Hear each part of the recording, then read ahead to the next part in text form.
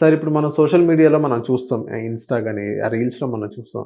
ఈ మ్యూచువల్ ఫండ్స్‌లో మీరు స్మాల్ క్యాప్‌లో ఇందులో మీరు పెడితే మీకు మంచి రిటర్న్స్ వస్తాయి. మిడ్ క్యాప్‌లో ఇందులో మీకు పెడితే మంచి రిటర్న్స్ వస్తాయని వీడియోస్ చెప్తూ ఉంటారు.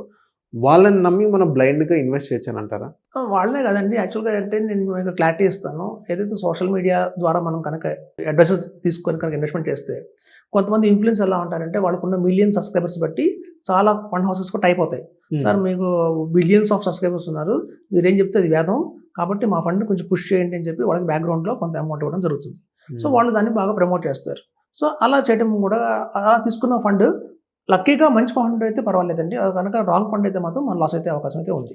సో, ఇప్పుడేంటంటే అలాగే మీకు అడ్వైజర్స్ ఎవరైతే ఉంటారో సోషల్ మీడియాలో ఇప్పుడు చూడండి బెస్ట్ ఎగ్జాంపుల్ చెప్తాను. ఇప్పుడు యూట్యూబ్ ఛానెల్‌లో మనం ఒక మంచిది చెప్తున్నాం. ఒక ఇన్వెస్టర్స్‌కి ఉపయోగపడే ఇన్వెస్ట్‌మెంట్ ప్లానింగ్ కానియండి, ఎలా చేసుకుంటే బావుంటుంది అని చెప్తున్నాం.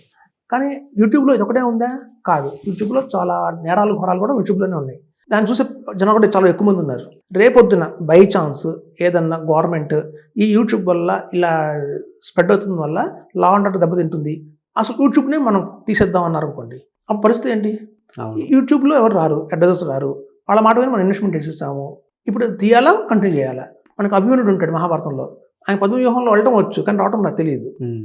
సో, అట్లాగే వెళ్ళటం ఇన్వెస్ట్ చేయడం వచ్చేస్తుంది. ఇప్పుడు చూడండి చాలా మంది అడ్వైజర్స్ కూడా ఏం చేస్తారంటే మీరు 2026 వచ్చింది.